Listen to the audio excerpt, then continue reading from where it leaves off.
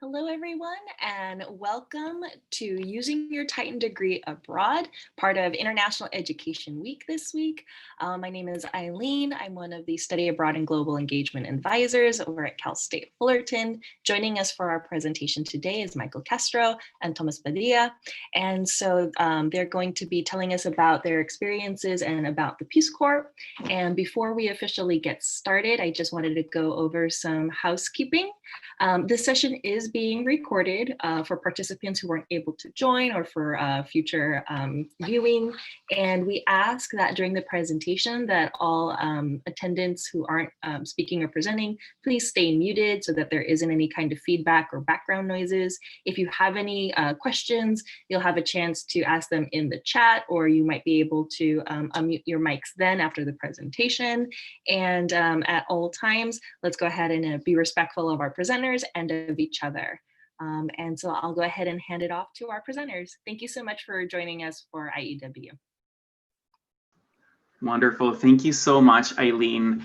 It's always wonderful to collaborate with you all, so thank you so much for having us. And hello, everyone. My name is Thomas Badilla, he, him, his. I work as a Peace Corps diversity recruiter based in Irvine, and I served in the beautiful land of Zambia from 2017 to 2019 as an agriculture volunteer. Actually, I am your local recruiter, so if you're interested in joining the Peace Corps, please feel free to reach out. Here you can see my email, phone number, and please ask any questions as it relates to the application process, as it relates to the Peace Corps experience in general. So thank you so much for joining us. And today we are going to learn from Michael Castro's Peace Corps story. I am really, really excited. It's always nice to learn about his story because he served in Costa Rica, where I am from. So it's very meaningful to hear his story, especially because I grew up there, but I also was a Peace Corps volunteer. So it's always nice to collaborate with Michael. So before we learn about his Peace Corps story, I'm gonna talk briefly about the Peace Corps, and then we're gonna have a conversation where I'm going to ask him some moderated questions, and then I'm gonna open the floor so you can ask questions, and please feel free to put them in the chat box as well. So Peace Corps was founded in 1961 by John F. Kennedy. We send qualified US citizens abroad to serve in communities for 2 years and 3 months. Our mission is to promote world peace and friendship through community-based development. But we also have 3 goals that we are constantly aiming to fulfill. The first one is to help the people of interested countries in meeting their need for trained men and women. So as a Peace Corps volunteer, you would transfer skills, you would connect with people, make friends, bridge connections, and foster relationships. The second goal is to help promote a better understanding of Americans on the part of the people served. To me, this goal was extremely rewarding because I was able to share my story and my intersectional identities during service.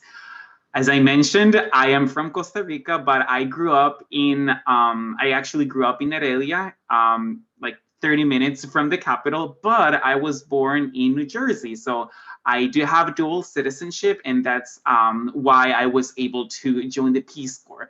So to me, this goal was really important because I was able to share not only my Costa Rican background, but also my American identity. So talking to people and just discussing America's diversity was extremely rewarding. And it was an experience that changed my life forever. And then the third goal is to help promote a better understanding of other peoples on the part of Americans. So it's really important to keep in mind that you're gonna become an advocate for your host country, right? And when you finish your service, you're gonna come back to the US and you would continue to teach people about their culture, their traditions, and their values. I always say that once you do Peace Corps, it's going to stay in your life forever. It is a really rewarding experience, but very challenging. So we are definitely going to talk about this later on. So we work in 61 countries and we have 6 sectors, as you can see here on this slide. Right now, we are accepting applications on a rolling basis, but we are not sending volunteers because of the pandemic. The safety and security of our volunteers is our top priority, so we are going to send volunteers when it is safe to do so. Right now, we have 2 options as it relates to the application process. So option 1 would be to apply to a specific region/sector. So you can apply to be a health volunteer in Latin America, or an agriculture volunteer in Eastern Europe, or a youth in development volunteer in Asia. So that would be option 1. And then option 2 would be to serve where needed most. Actually, when I got my invitation to serve in Zambia, I didn't know Zambia was a country. So actually, I had to Google it. I did a lot of research. I did my homework. And I spent 2 years over there, and I absolutely loved it. And you can see it in the map, number 49. Sub-Saharan Africa. So again, we are accepting applications on a rolling basis. Hopefully, we're going to be resuming operations next year. So benefits during serving. So once you become a volunteer, everything is going to be covered by the federal government. So actually, when I learned that Peace Corps was for free, I knew it was for me. So Peace Corps actually provides a lot of resources in general.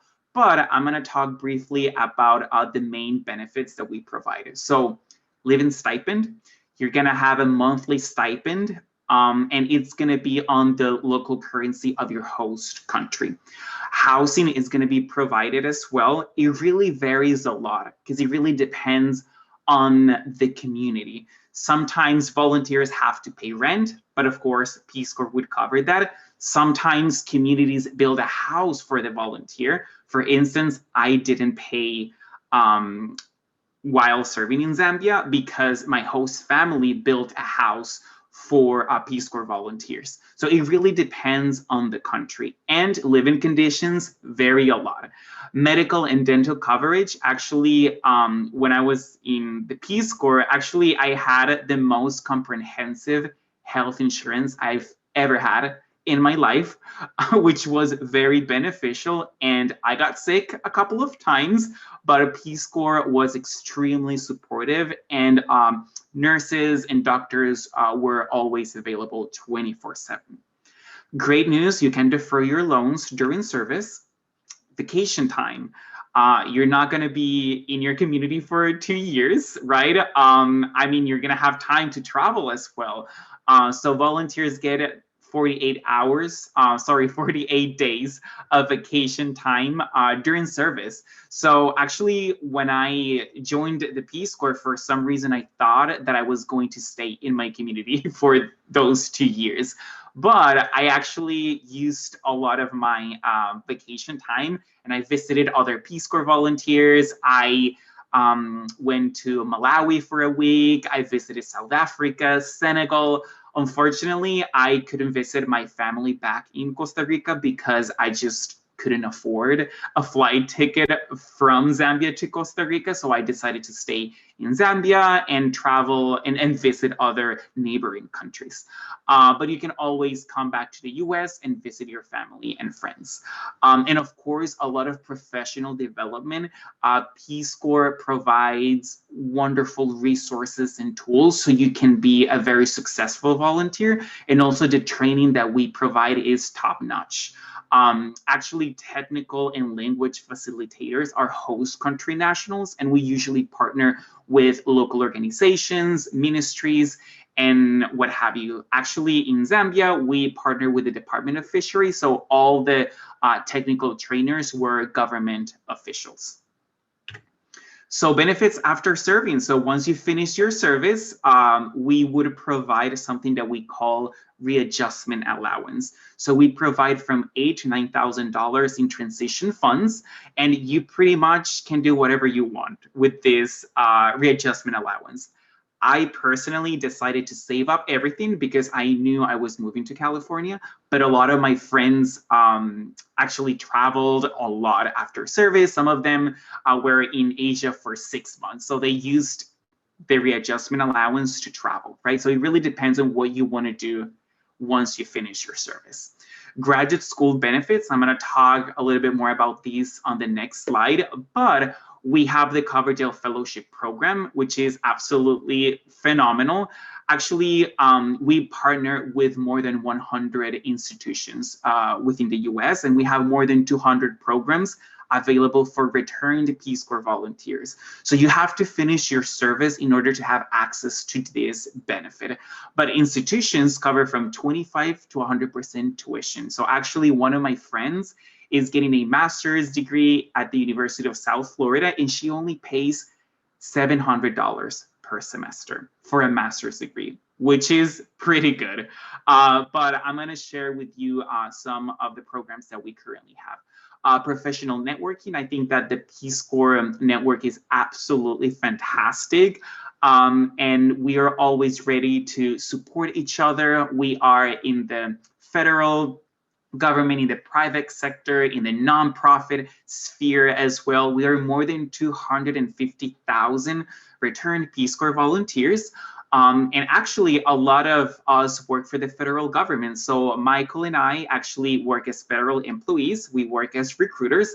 But for instance, a lot of my friends who served with me in Zambia are working for the EPA, the CDC, State Department, USDA. Actually, a lot of returned Peace Corps volunteers are US ambassadors and foreign service officers. But also we are in the private sector as well.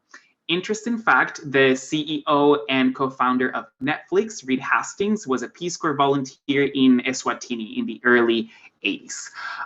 Also, we have the Public Service Loan Forgiveness, which is a program for returned Peace Corps volunteers who keep working for the federal government. So if you work for the federal government for 10 years as an employee, you would have the opportunity to cancel your student loans. But you would have to work for the federal government 10 years in order to have access to this opportunity and access to affordable health insurance 1 month after finishing your service.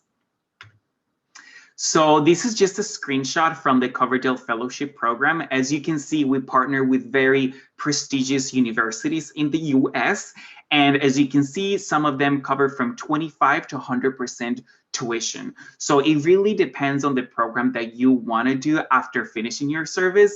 I personally decided to gain more work experience after serving in Zambia, but a lot of my friends actually applied to grad school when they were about to finish their service in Zambia. So a lot of them are doing grad school right now, and a lot of them are Peace Corps fellows.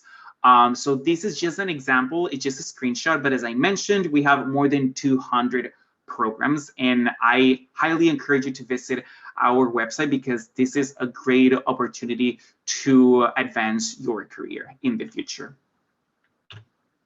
And Peace Corps volunteer openings. Actually, you can visit our website, peacecorps.gov. We do have a lot of job openings available for next year. As I mentioned, we are not sending volunteers right now, but we hope to resume operations next year. So we have 6 sectors and we have programs in different regions and different countries. But if you have any questions as it relates to volunteer openings or the application process, please feel free to put them in the chat box. All right, wonderful. So as I mentioned, today we have Michael Castro. Michael was a Peace Corps volunteer in Costa Rica. He served as a community economic development volunteer. Actually, Michael was born and raised in Southern California. He has a diverse background in hospitality and tourism, philanthropy and volunteerism, and international service. He's passionate about promoting community-centered projects and supporting others with their life goals. Michael holds a dual degree in radio, TV, film, and communications from Cal State University, Fullerton. During his free time, he enjoys running, hiking outdoors, and traveling. He is excited to empower others to make a difference in the world. So without any further ado, Michael, feel free to jump in and tell us a little bit more about these pictures. I'm really excited to hear everything. Gracias, Tomas.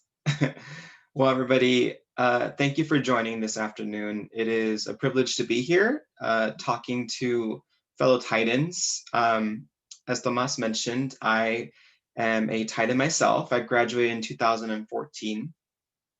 And I think in college, I never envisioned myself doing Peace Corps service for many different reasons, but it has been a life-changing experience. And I want to share some of these experiences with you through the pictures that I provided here.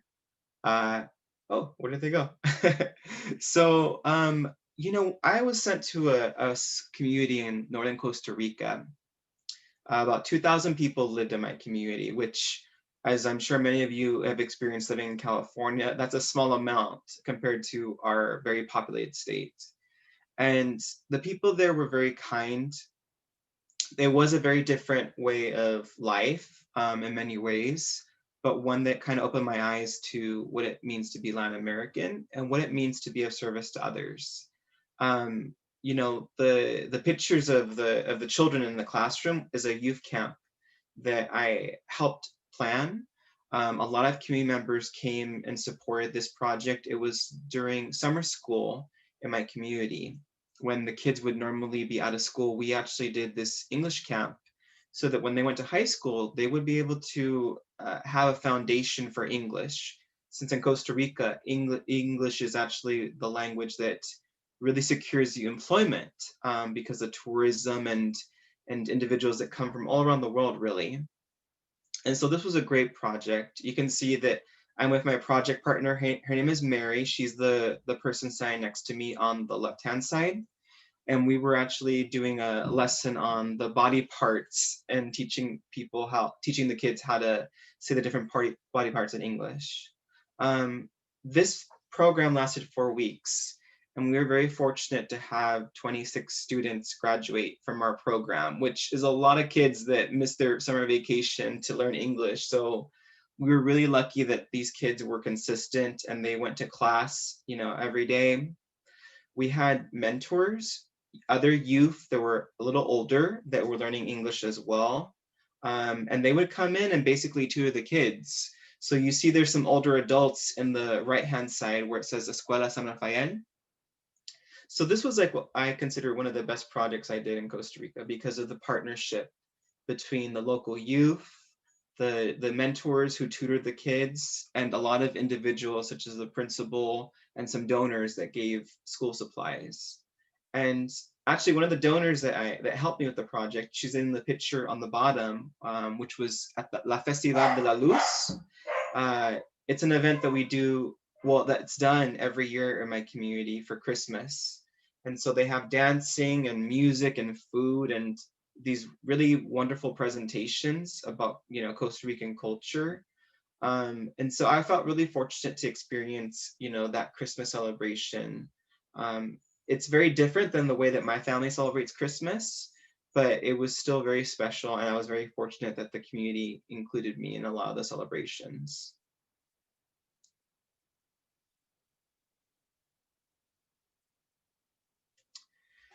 And now we have a couple other pictures. So as I mentioned, I had done my youth camp. I was also very lucky to have a partnership with so it's an agency called IMAS. And basically they provide funds to low-income families, specifically women, because women actually manage most of the money in the income for family households. And so there was an office in my community, and I talked to the social worker who's in charge of that office about doing a series of workshops on women's entrepreneurship. So basically teaching, fundamental skills on business to women that were either doing activities or wanted to start activities to gain, money for their family. And so it was a great partnership because we had curriculum from junior achievement that we could basically deliver to these groups. And the social worker I worked with did the outreach. She, organized the women's meetings, and I delivered the content. And for the weeks that we had the sessions, the women really had some really thoughtful discussions about how they have influence over their families and how they can really elevate, their stability and their status economically. So I really enjoyed those series. And I also was fortunate, aside from work, to have a really good friend. Her name is Lauren. She's actually on the right-hand side. So Lauren and I were part of the same group that arrived to Costa Rica. So we started training together. We actually had lived in the same training community and then were sent to sites that were 15 minutes apart by bus. So, oftentimes she would come get mail from my community or buy things for her house. And we were actually at this place called Rio Celeste, which is a touristy location a little bit further north from us. But, a lot of times we would just kind of connect, and it was really nice to have a friend, although we were working in different communities and working on different projects. As an American in a foreign country, sometimes you kind of miss having those conversations with somebody, from the States. So we would definitely connect with each other in that respect.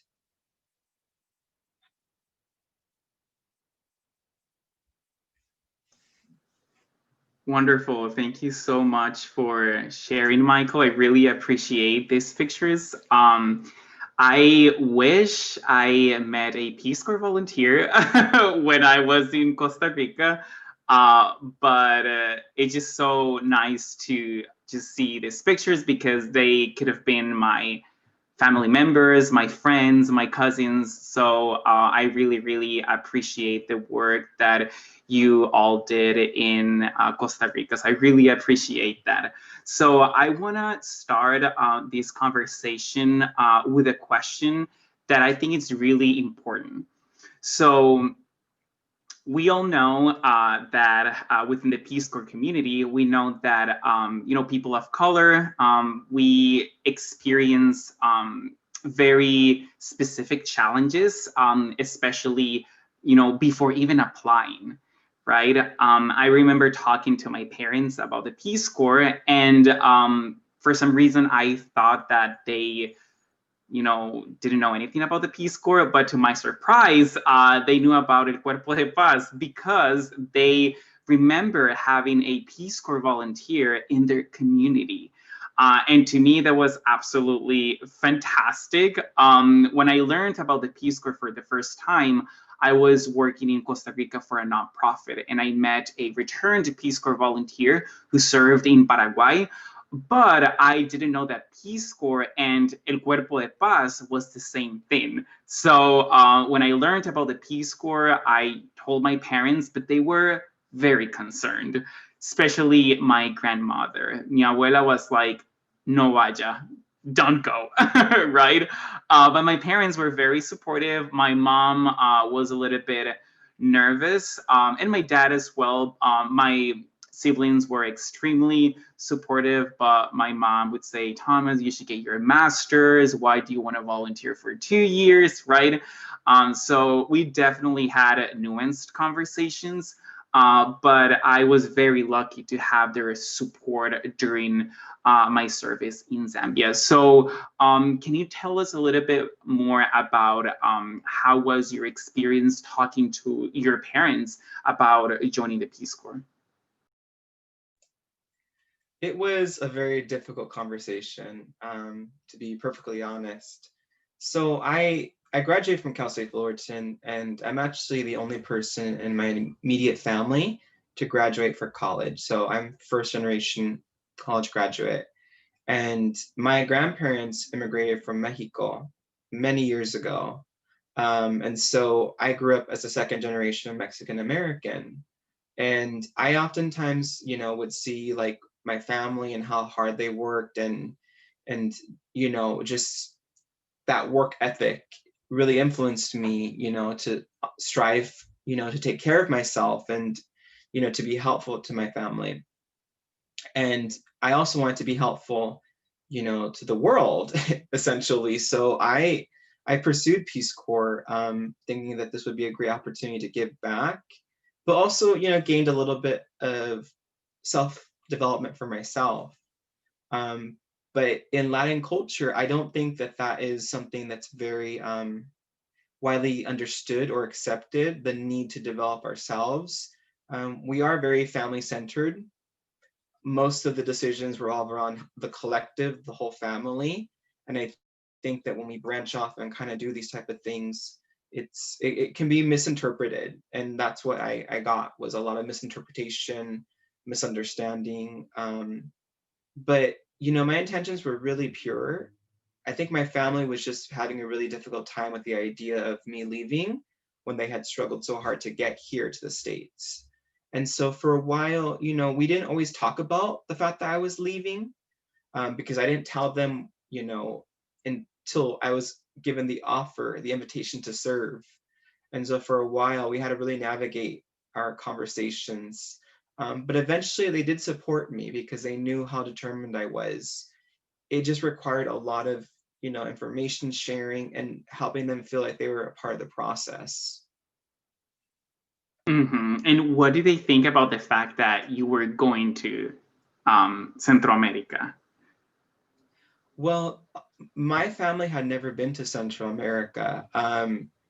In fact, the only country that my parents had been to, well, because my dad being an exception, my mom had only been to Mexico, and my dad had visited, I think, Spain, but really nowhere else. And so, they understood that I would be safe in Costa Rica. For some reason, though, they thought that I would be safer in the States than in a foreign country. And oftentimes I would tell them, like, it doesn't matter where you are in the world, they're going to be presented with risks and challenges. And at least with the Peace Corps, I would have, the support of the government. There'd be other resources, once I get there. So I had to really do a lot of that education to let them know, hey, I'm going to be okay when I get there. You have to have confianza, confidence. Yeah, I totally agree. And I think it's really important to be honest and genuine with your family, right? Because this is something huge. Peace Corps is a huge commitment. You're going to be living and working abroad for 2 years and 3 months. You're not going to be a tourist, right? So it's something bigger than yourself. And I think it's really important to hold the complexity of, understanding the whole experience and, the job that you're going to be doing abroad. So I think it's really important, as you said, to just talk to them, to just like share information and be very, very honest. So thank you for sharing that. I remember when I flew into Lusaka, which is the capital of Zambia, I was just so confused because of the jet lag and, just being in a different continent. It was my first time in Zambia, in Africa. So I was very excited, but at the same time, I was very nervous, right? Different place, different people, different culture. And pre-service training was, I think it was the most difficult part of my service, especially because I really had to put myself out there because I grew up in Costa Rica. So when I joined the Peace Corps, it was the very first time that I was interacting with Americans on a daily basis. So my English wasn't that good. So I had to learn and improve my English, but also I had to learn Bemba from scratch. So just having all those elements, it was just very challenging, especially during pre-service training. And when I say pre-service training, actually this is something that you have to attend before you move to your project site.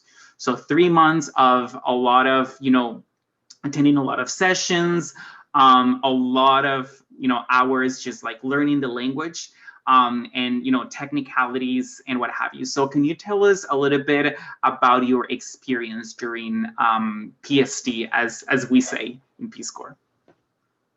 Yeah, so the funny thing is that Tomas, you're from Heredia, and we were sent to a community called San Rafael de Heredia, which is about 30 minutes outside the capital.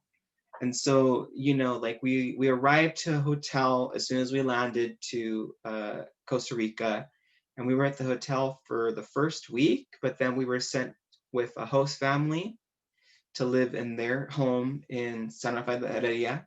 And it was really our introduction to what life is like in Costa Rica. It's a very developed community, San Rafael de Heredia. And it felt sometimes that like we could find the same comforts that were back home there. So I think that was a nice transition. I loved my host family. They actually were not from Costa Rica. They were from El Salvador, but they had immigrated, at the time that El Salvador was experiencing a lot of warfare and political unrest. And then they got residency in Costa Rica. So a lot of times they would share, their knowledge of Salvadorian culture. And then, as I was doing my training, I would learn about Costa Rican culture. So I always felt like I was getting kind of like that extra culture, because of my host family in San Rafael. But it was pretty intense. A lot of it was, cultural training. A lot of it was like your core Peace Corps training. And then we had language training, which, although I knew Spanish from living in California, I really I didn't feel like I had professional fluency, to be really doing any presentations or workshops. So Peace Corps, they do their best to provide that training for you. I will admit that a lot of it depends on how much time you put into your Spanish.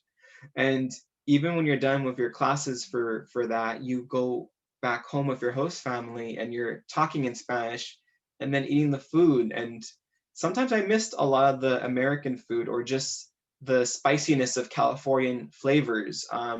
You don't find that same type of taste with Costa Rican food. So overall, the experience can be very overwhelming when it happens, but you get through with it, and then you go to your swearing in ceremony, and then you go to your training, to your official community, your site where you're working with. So I think all of that is super helpful. I'm glad that we have the PST, because with that experience, you get an idea of what life will look like once you actually start working with your community. Thank you so much for sharing. And I totally agree about the fact that food is not very spicy in Costa Rica. So actually, I'm visiting my family next month. I'm really, really excited. And I think I'm going to miss Cholula and Tapatio. So I might have to find something similar back home. But anywho, so I want to talk now about your experience at your project site. So can you tell us a little bit about how you were received when you showed up for the very first time in your project site, at your project site?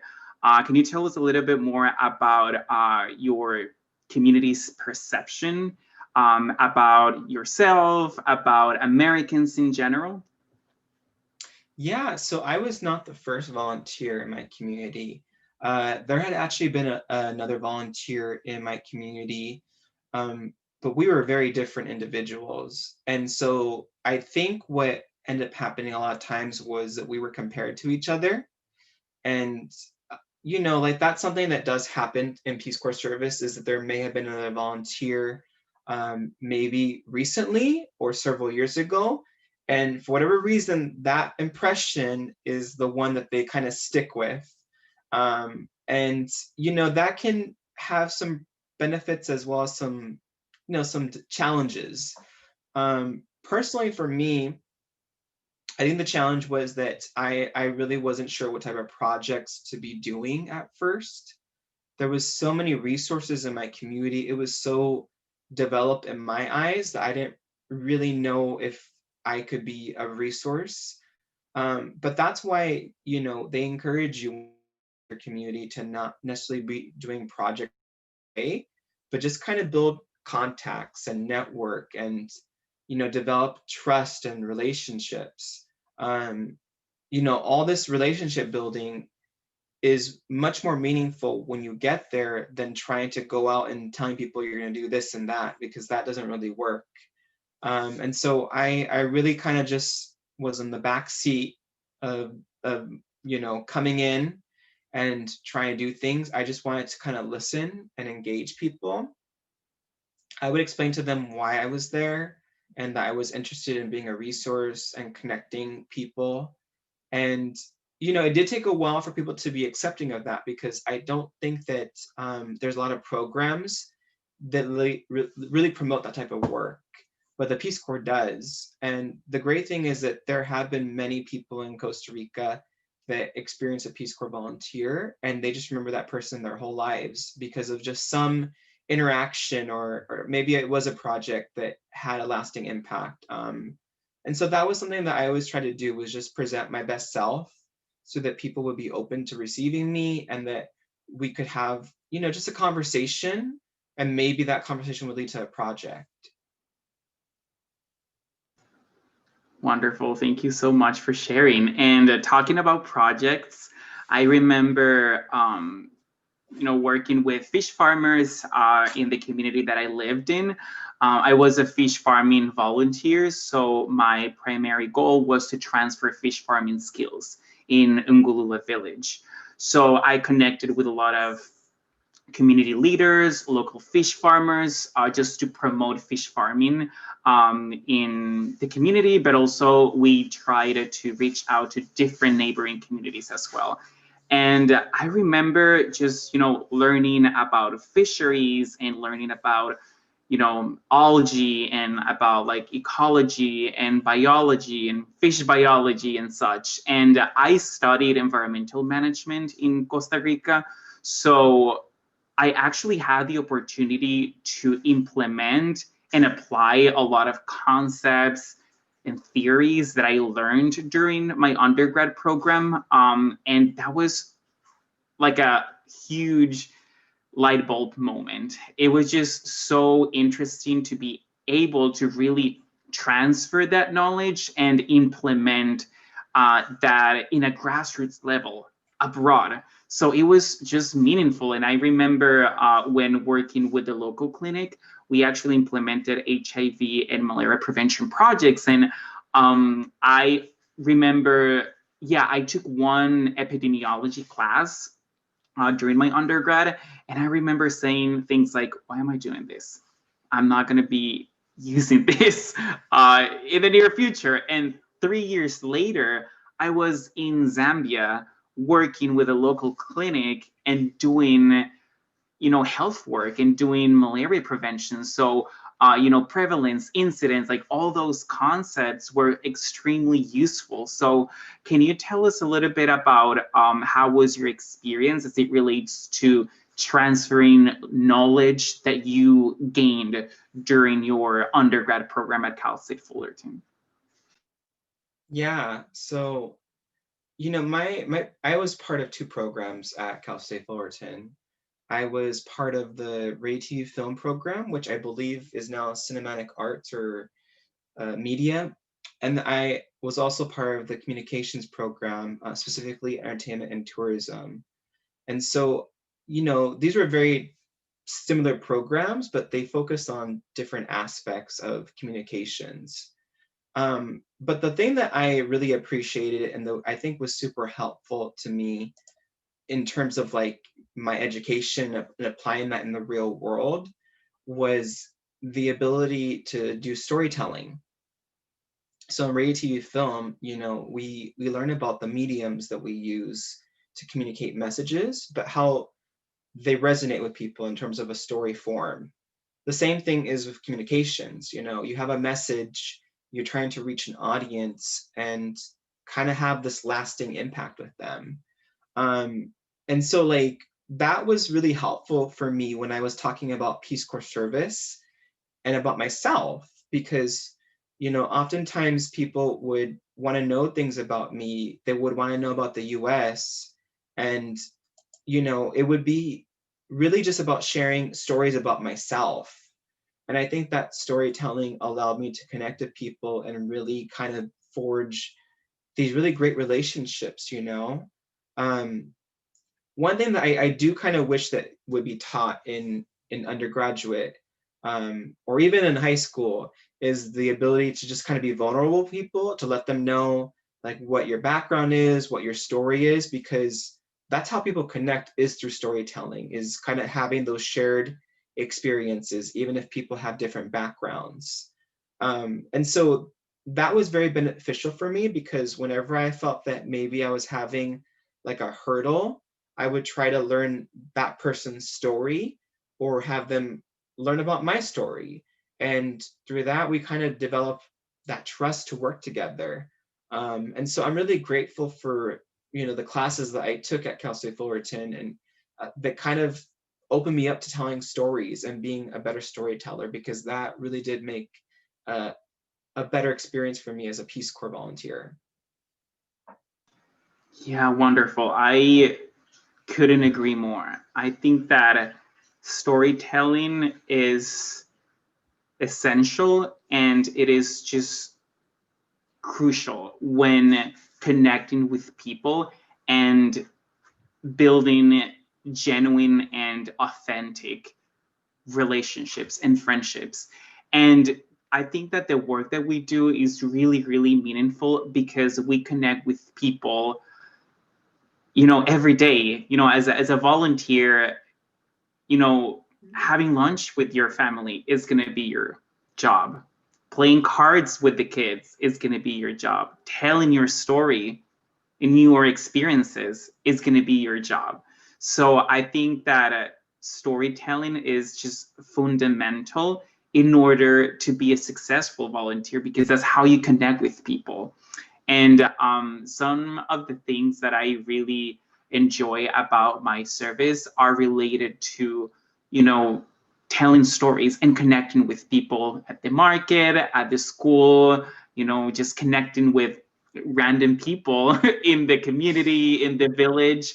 And I think that that really helped me to understand the human condition.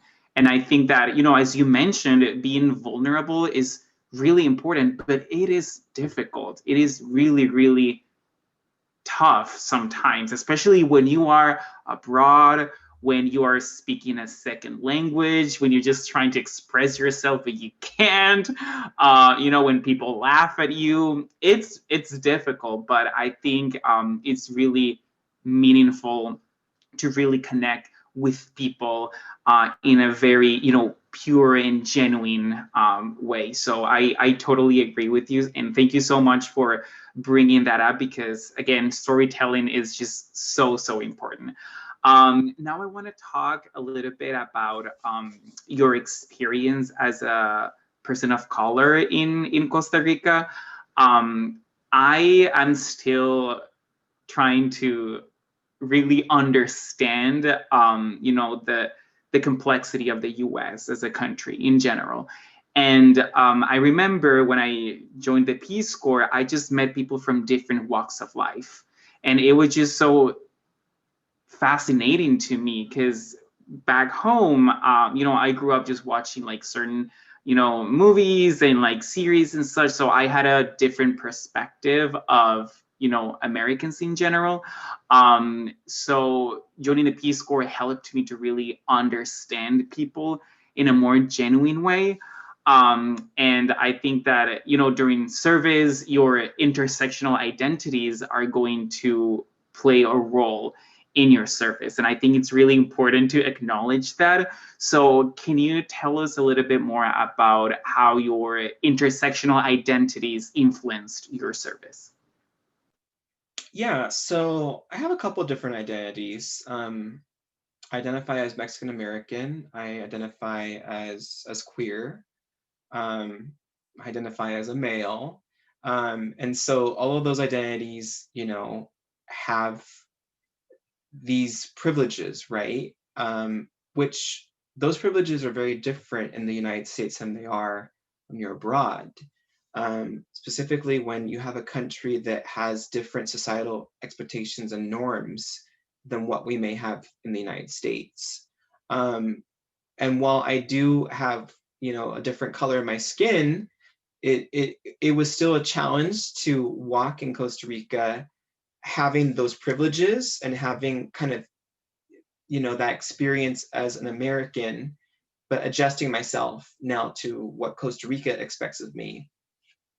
And so for one thing, when I would be talking to people, I would let them know that I was Mexican American. And when I would tell them that, they wouldn't validate my Mexican culture. They would validate the fact that I'm from the US, and I'd be called a gringo. And in the United States, that means something different. When Mexicans say that, that means something different. But in Costa Rica, it just means that you're from the United States. It didn't matter the fact that I was part Mexican. So I think sometimes that was a little frustrating, because we can have a dual identity in the United States. We can say that we're Asian American. We can say that we're Native American. We can say that we're a person of color. But when in Costa Rica, I wasn't acknowledged for being Mexican American. Sometimes I was always falling into being American. The effects of that is that I'm much more proud to be Mexican now, because I have more ownership over that identity. I had to fight for it a little bit more in Costa Rica. And so now I seek it out that I'm back in the United States. The other thing with being queer is that, in Costa Rica, it's a very conservative country. And so being queer, while it's not illegal, it can sometimes be frowned upon in certain groups because of a long history of Catholicism and not really enough information about queer individuals, transsexual individuals, all these individuals that fall on the spectrum. And so one thing that is really good about Costa Rica is that they announced in May that same-sex marriage is legal, and they're the first country in Central America to do so.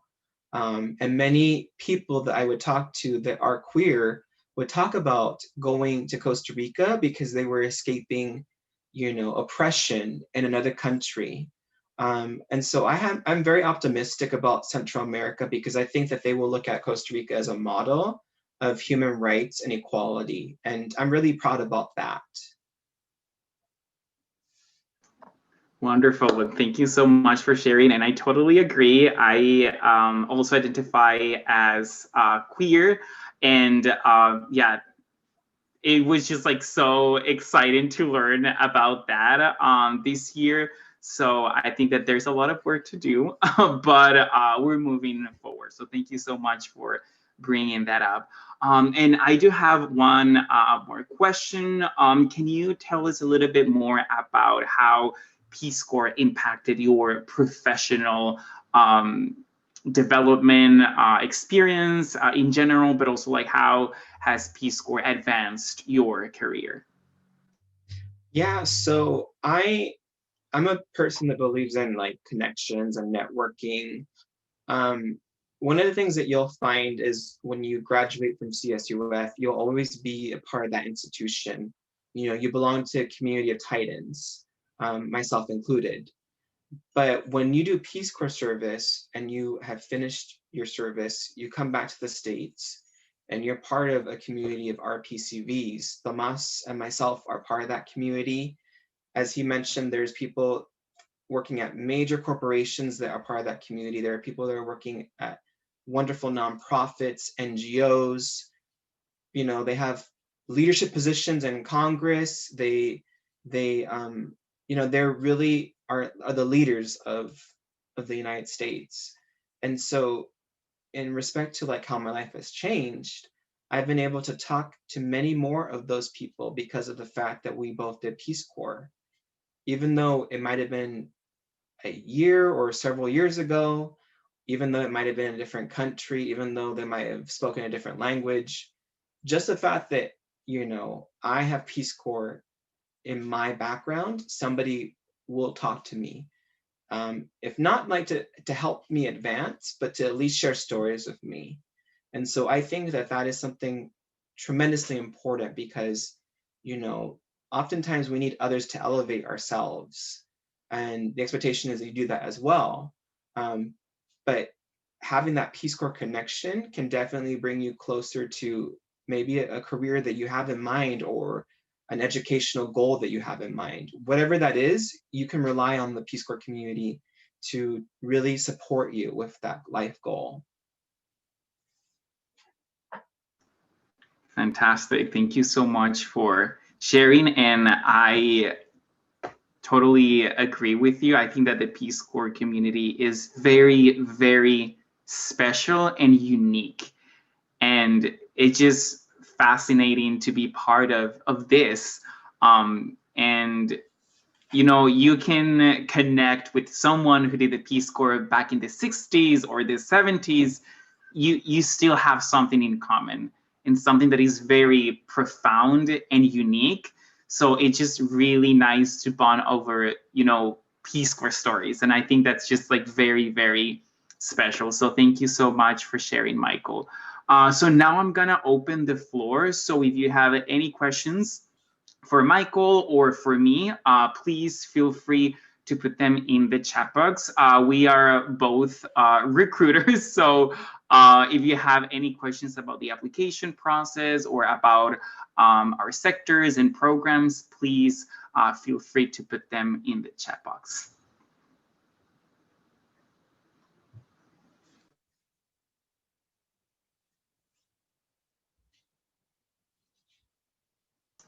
Also, I'm going to be sharing here a link so you can check in and receive more information. So feel free to fill out these forms so you can sign up for more information.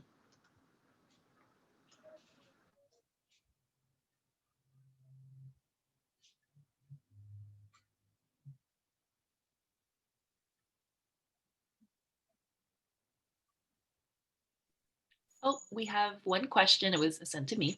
One of the students is asking, are you supposed to major in different areas to qualify? That's a really good question. So we only have two basic requirements. You have to be a US citizen and you have to be at least 18 years old. So having a college degree is not a requirement for the most part, but it will make you very, very competitive because 95% of our applicants have a college degree. But also you can have 5 years of relevant work experience in lieu of a degree.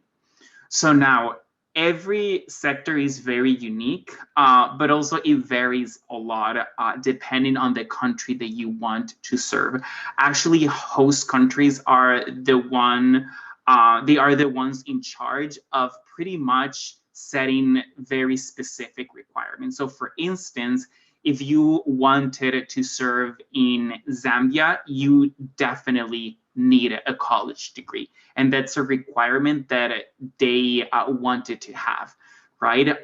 Some countries are more flexible. Some of them would accept someone with 5 years of relevant work experience at a farm, right? So that person would be a great candidate for an agriculture position. So you don't necessarily have to have a degree related to the sector. But again, it really depends on the country, right? With community economic development, I know that some countries want to have people who have business majors, right? Other countries are more flexible, right? The education sector is our largest sector. And again, some countries want to have volunteers who have an education/teaching degree. Other countries want you to have volunteer experience, right? Maybe tutoring or teaching English as a second language. So it really depends on the sector, but also it really depends on the country. But as recruiters, we are more than happy to look over your resume, provide feedback, and we would be happy to provide some guidance as well. We have a question in the chat from Mia, but before I get to that, I wanted to have a follow-up question to that, because I know half of the students in the chat, and I know some general areas of where they may be interested in. I think you had on the map some of the different, not industries, but fields potentially, because I think Peace Corps has certain fields that they're sometimes looking for, things like STEM. You already mentioned education. I think you sometimes mentioned health. Yes. And so these are some potential areas that they could work in. Can you speak a little bit more about the specific the icons and the industries? Yeah, of course. So as you can see, we have 6 sectors, and every sector is very unique. The good thing about Peace Corps is that you're not going to be married to just one sector, right? For instance, I was an agriculture volunteer, and my primary goal was to promote fish farming. But in Ngulula village, they were actually very interested in addressing HIV/AIDS and malaria. And I remember visiting the local clinic one day. It was actually during site visit. And they were really excited to collaborate with me and just implement a lot of prevention strategies in their community. I don't have a background in public health. I only took one epidemiology class, and I told them that, and they knew about that, right? But I reached out to Peace Corps because we have the health sector in Zambia. So program managers and training specialists there were absolutely fantastic, and they provided a lot of resources and tools and actually trainings as well. I attended a training with my counterpart, Frederick, and we went to Lusaka, the capital, for 2 weeks, and we attended a HIV and AIDS training in the capital. And then when we went back to our communities, we implemented something that we call GRS, which is a pretty fun curriculum where you can teach kids about sex education, right? So also, the clinic was really interested in fighting the bite, as we say in Zambia. So malaria is a disease that kills a lot of people in Zambia. So, and it's transmitted by a mosquito. So I learned a lot about malaria prevention, and I actually ended up representing Peace Corps in Senegal. I attended a fantastic malaria workshop in Senegal for 2 weeks. And then when I went back to Zambia, the malaria committee organized the first Peace Corps National Malaria Workshop in Luapula province. So as you can see, you can always try different things, right? The fact that you're going to be a community economic development volunteer, it doesn't mean that you won't be able to teach English, right? But it really depends on what the community, what they want to do. Because at the end of the day, you're going to be there as a resource for them. Perfect. Thank Michael, you. would you like to add something? Yeah, of course. Yeah, so one thing to keep in mind, my degree from CSUF is in communications, but as Tomas mentioned, community economic development is a sector that usually asks for a business degree. And there may be some people that have worked at Disney before, but I certainly worked at Disney for 5 years before I went to Peace Corps service. And so I had a lot of experience working in business, as well as some additional experience outside of that made me a very competitive candidate for Costa Rica. And so my point is to not be discouraged by a particular degree that the program's asking for. One of the reasons why it's really good to work with a recruiter is to really kind of highlight any relevant experience that you have, whether it be part-time, full-time, volunteer service, or an internship, because that really kind of presents the whole picture of who you are as a person and how you fit into that program that you're looking at. Or if you want to serve anywhere in the world, then we can certainly help in that respect too. That's wonderful. Thank you so much for clarifying that. I think that was very important. I'd like to get to Maya's question, and before we take off, after volunteering in your communities, did you have a hard time leaving the people you made a great connection with? And would you say that had a hard time to seeing you, and that they had a hard time seeing you leave? Also, do you still keep in contact with people in those communities? And are you still in touch with your host families? Thanks for the question, Maya. So yes to all those questions. Yes, it was very difficult. Yes, they didn't want me to go and I didn't want to go. And yes, it's we still keep in contact. In fact, I actually got a message from my host's mom, and I have to respond to her because we've been talking about some things that have been happening in the United States. So she's been wanting to make sure that I'm okay. And you know, we're still in a pandemic, so I check in with people and see how they're doing in Costa Rica, because I tend to hear mainly about what's happening in the United States. But there's many wonderful people that I met because of Peace Corps service, and I know that we'll be friends for life. I'm friends with some of them on Facebook, so they always kind of write something whenever they see a picture of me that's new. So I feel very like engaged, and I'm very thankful that we have that connectivity. Excellent. Thank you so much. And I know we are at time. I'm okay if there are any other questions. I don't mind going over because your questions are important. And so feel free to add them. That's what we're here for. But if you do need to leave because you have class, totally understandable. It's still recording.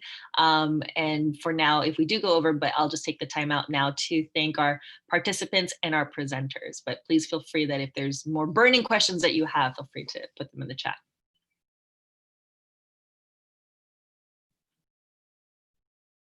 Or you can say, no, I'm good. I've got my questions. And then I know that you're all good. Excellent. Okay. Great. Okay. Thank you. Thank you so much. Before we do take off, I'll just say now for the rest of the folks in the room, please continue to participate in IEW. Again, this is just day 2. We've still got 3 more days to go with excellent programs just waiting for you. And the other thing I'd like to share for our folks, for Michael and Thomas, is on our website, which I will go ahead and put in the link right now. We've got some interactive boards that I think that you might enjoy adding to. I'll share my screen. Thank you, Tanya. Thank you, Giovanna. Thank you, Mia. Thank you, Chelsea. I'll share my screen real quick, and so you can kind of see along. So this is our website here for IEW. Here's our schedule. Students can register to win prizes and things like that. So this is where, you know, your session was, some recordings for other things, but we've got a gallery here that's very interactive. If you click on each space, one is for recipes. If you've got some really great recipes that you've learned, we're trying to kind of make this communal kitchen. One which I think you'd be great at adding to is our Global Titan map, which I'll show you how to do. And one is a message board about where people can post, like, what does it mean to be a global Titan? Because Michael, you're definitely demonstrating what it means to be a global Titan. So feel free to add to that. But I'll open the map real quick. So this is just an interactive map where staff, students, everybody is just kind of posting either where they're from, where they've been, where they've traveled, where they've worked. And I think right here, there's a really good spot there that Thomas can add in terms of Zambia, and you can add for Costa Rica or anywhere else that you've been, Thomas. You've been to a lot of places in Africa. So, you know, we consider you all part of our global community, especially as our local recruiter. So please feel free to add to this very diverse map to show that the world is very big and where you've been. Fantastic. This is such a great idea. Thank you so much for sharing. And again, thank you for your questions. And if you have any questions, please feel free to reach out, and remember to sign up for more information. And you just can click on the link that I provided. Thank you. And again, this is why we love working with you all in Peace Corps. We always have great sessions, and